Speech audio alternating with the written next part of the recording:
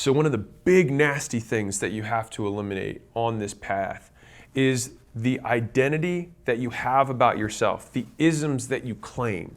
And so for example, like, oh, I'm a neat freak. I'm not good at math. I'm not techie. And so you make these statements and they don't serve you.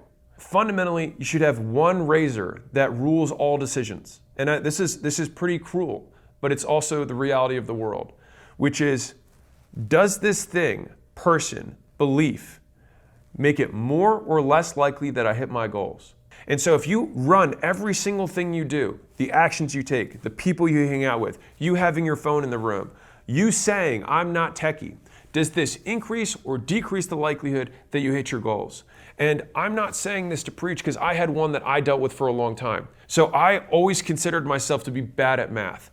I remember I was decent at math, and then in 9th grade, I had a really bad teacher and it basically put me back a year. Basically after algebra, I didn't really learn anything because the year after that, I didn't have the foundations from the year before. The difficulty was I kept saying after that point, I'm just not good at math. But when I was in my 20s, I made the decision that that didn't serve me anymore.